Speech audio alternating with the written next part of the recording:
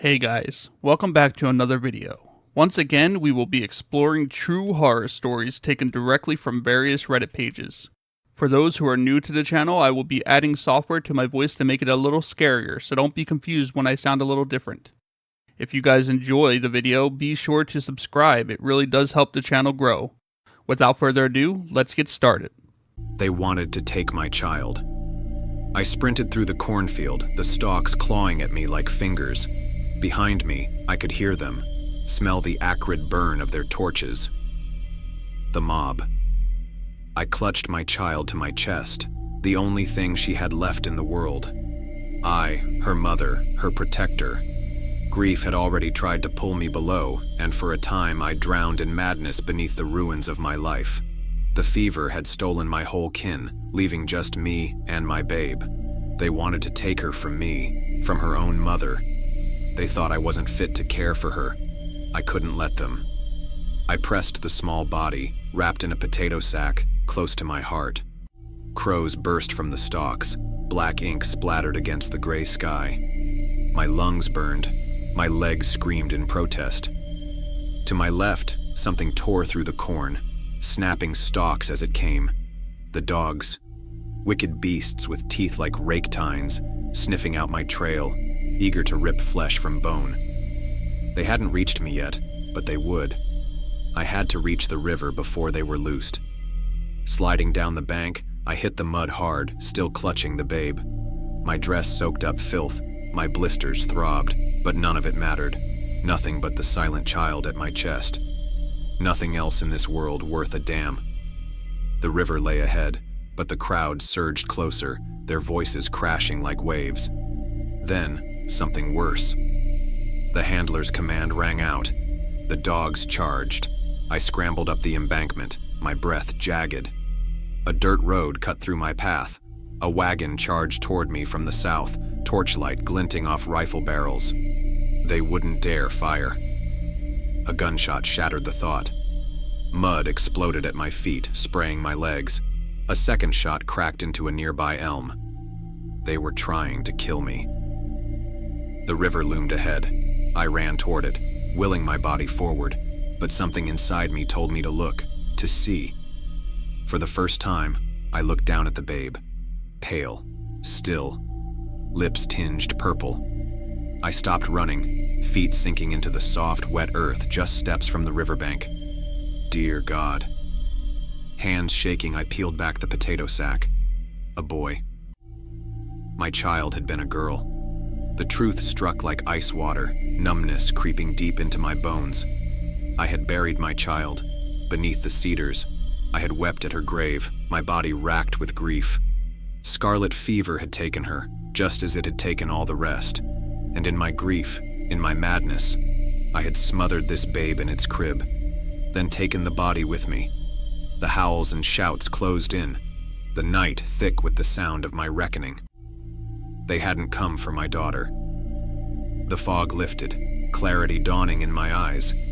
They had come for me, because I'd killed someone else's child. The last gift. I pressed the blade to his throat, watching his chest rise and fall. His eyes are wide, sweat beads on his forehead, his lips trembling as he whispers, "Please." I grin. Any final words? Just give this to my family. Tears spill down his face as he hands me the note he's written. I glance at it, shaky handwriting scrawled in ink. In a second, I slide the blade deep. His body jolts, then stills. Silence. I wipe the knife clean and fold the letter, placing it gently into my shirt pocket. No struggle. No fight. Just a quiet end. I leave through the fire escape, vanishing into the night. They call me a monster, a killer. The media feeds on fear, so they paint me as some faceless psychopath who slaughters the innocent. The police say I'm a coward who preys on the weak. They don't know a damn thing. They don't know the look of true suffering, how it lingers in the eyes of the forgotten. I remember. Mum first, then Dad. Cancer ate them from the inside out, turning them into shadows of themselves. The doctors smiled, talked about bullshits like palliative care and pain management. But we all knew those were just euphemisms.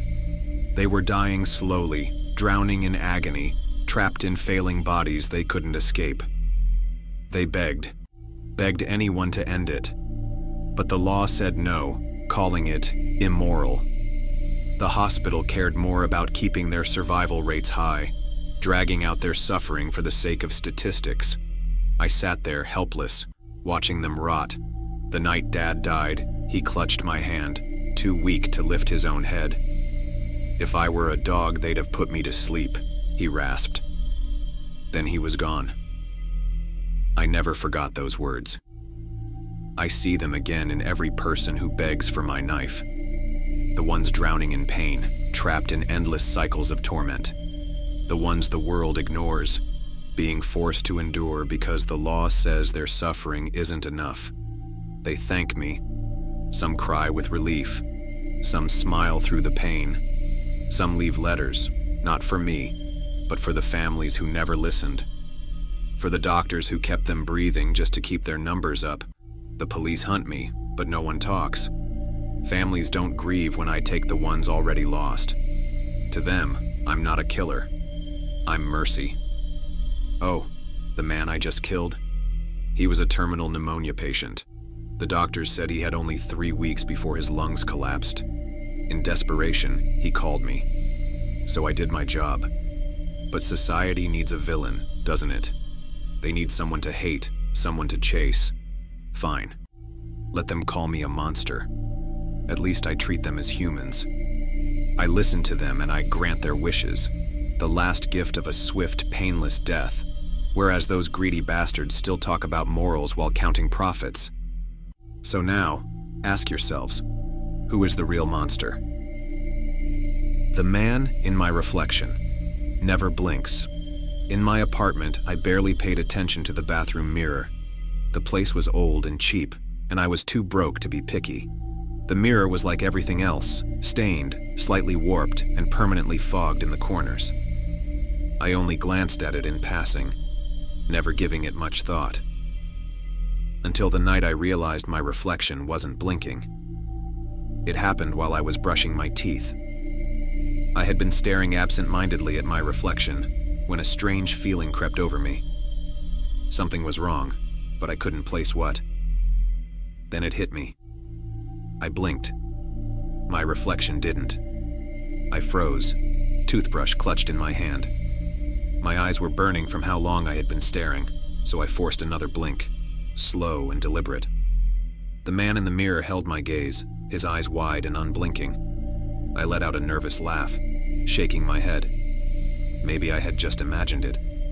Maybe I was overtired, or the mirror was old enough to have some weird warping effect. It was an illusion, nothing more. That's what I told myself. Over the next few days, I started to notice other things, subtle at first.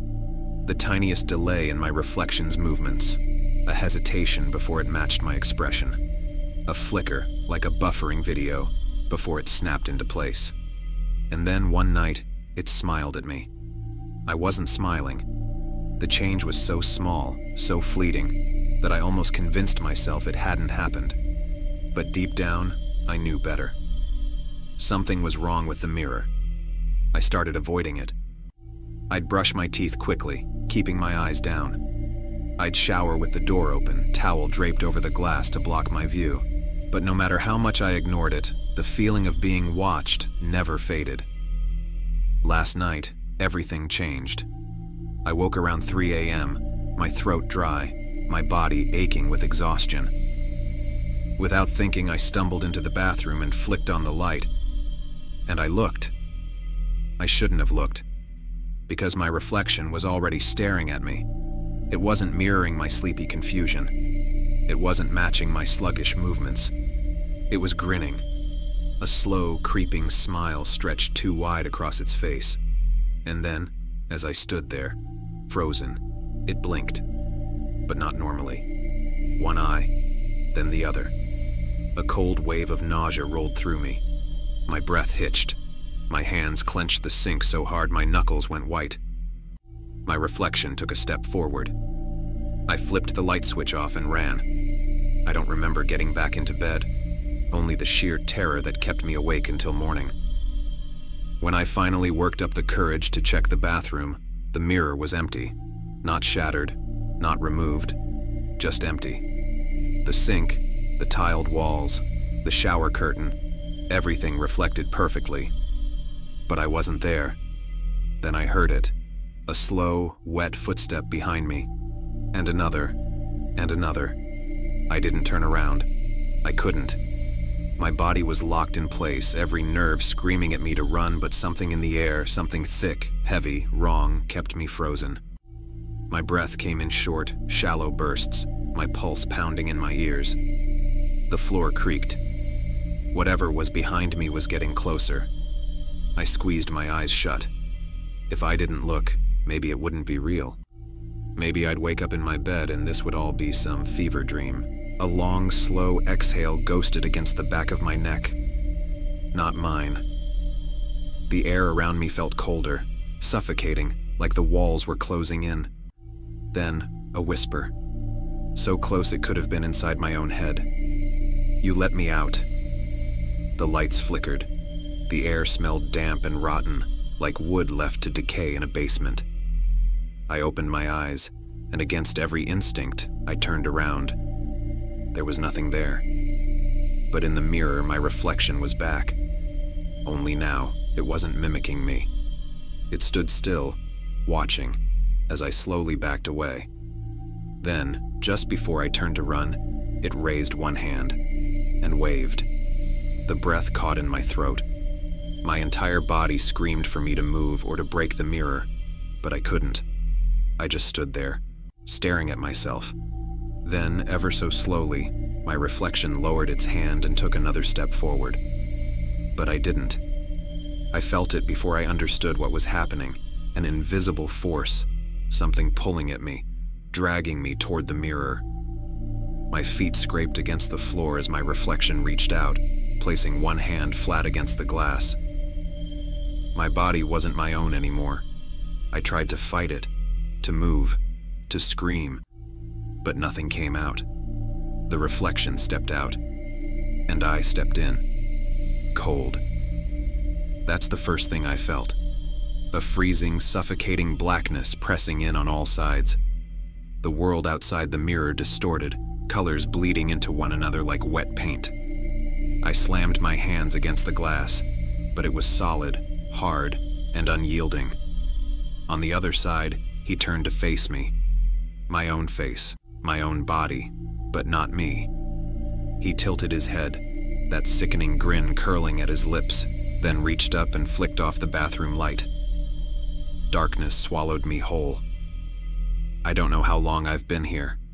I don't know if time moves the same way. But sometimes when he walks past the mirror, I see flashes, glimpses of my old life, stolen by the thing that wears my skin. He smiles at my friends. He laughs in my voice. And every now and then, he stops, turns, and looks directly into the mirror, and waves.